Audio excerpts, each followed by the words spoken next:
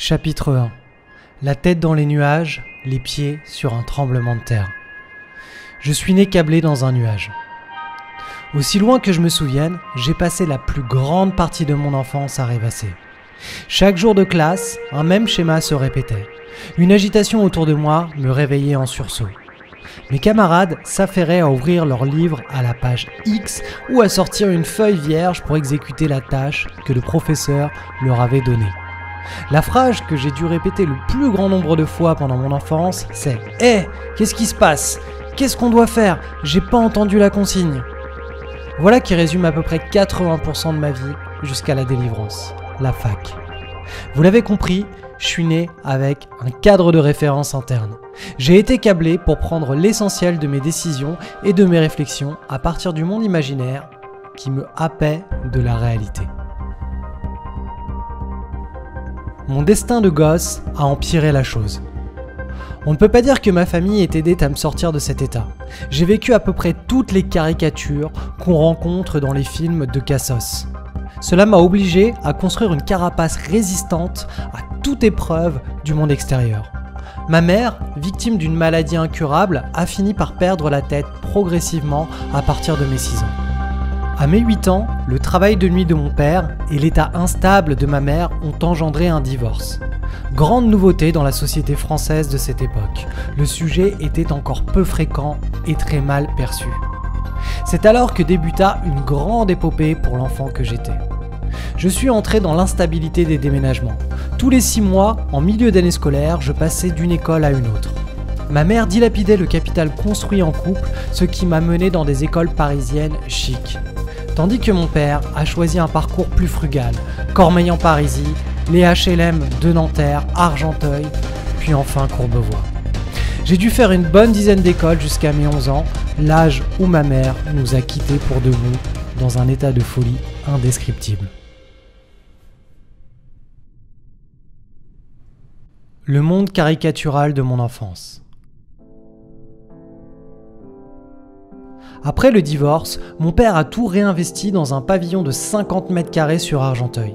Il n'avait plus un sou pour vivre, il faisait le marché d'Argenteuil et la fameuse ferme de Spain, qui est un magasin discount, ne respectant pas la chaîne du froid. Ses relations amoureuses avaient une belle cadence, en moyenne 2 années pour les plus longues relations et quelques semaines pour les plus courtes. J'ai toujours admiré mon père pour cette facilité qu'il avait à séduire les femmes. Moi qui étais si introverti, la seule réelle compétence que j'avais développée à ses côtés était la médiation. Pourquoi?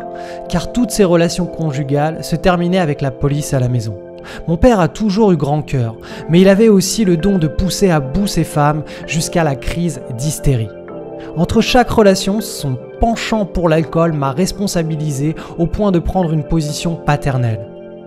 À cette époque, il était en couple avec une nana qui roulait avec la dernière BMW et qu'il avait attrapée sur son lieu de travail, une ex-femme de patron.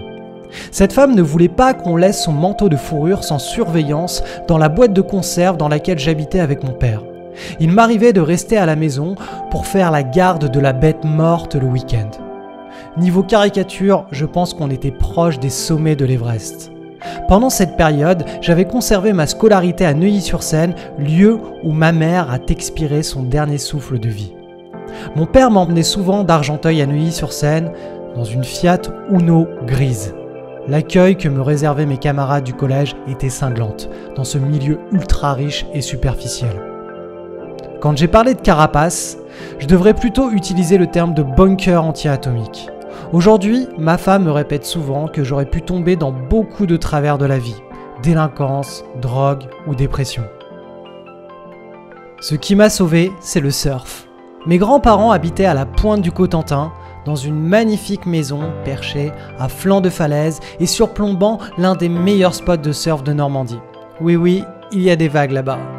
Sentant la situation ultra délicate de leur fils et de leur petit-fils, ils m'ont recueilli 2 mois chaque été à partir de l'âge de mes 12 ans. Ils se sont occupés de moi avec tout l'amour qu'un couple de parents aimants aurait pu apporter à leur fils. Ce premier été, avec eux, j'ai découvert le surf.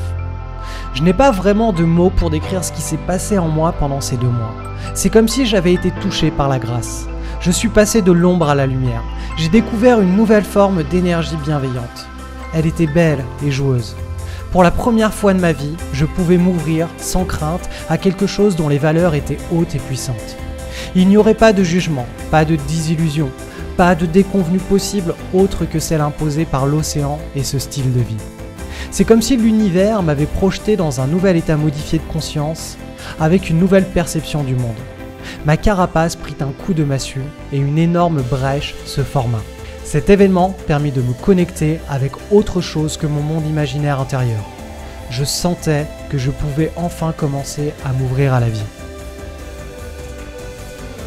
Toute ma vie s'est construite autour de cette brèche. À partir de ce moment, je me suis mise à penser surf, à respirer surf et à vivre surf. Malgré le fait que mon adolescence me contraignait à être emprisonné dans un univers bétonné de grande ville, j'avais enfin trouvé un échappatoire qui me donnait le sourire et me permettait de me projeter dans la vie réelle. Mon monde imaginaire s'était tout simplement connecté avec un projet de vie concret. Je vivrais plus tard au bord de l'océan avec une eau chaude et turquoise et j'élèverais mes enfants dans ce contexte paradisiaque. Pour vivre dans ce paradis, j'ai vite compris qu'il faudrait faire face à deux contraintes. La liberté temporelle et matérielle, l'argent. Il ne s'est jamais passé un jour sans que je pense à cet objectif de vie. En développement personnel, c'est ce que les mentors appellent le why. C'est le pourquoi. Nous faisons les choses dans nos propres vies. Avec un puissant why, il est possible de transcender sa vie et d'exploser toutes les barrières. Cela ne se fait pas du jour au lendemain. Il faut du temps, beaucoup de temps.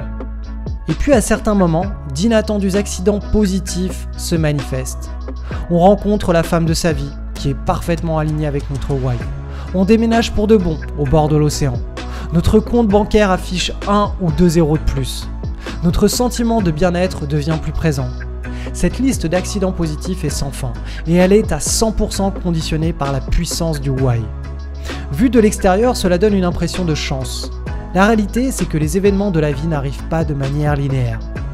C'est pour cette raison qu'il faut leur préparer les terres d'accueil les plus propices possibles pour la réalisation de ces événements. Même si certains accidents positifs mettent 20 ans à arriver, ils arriveront.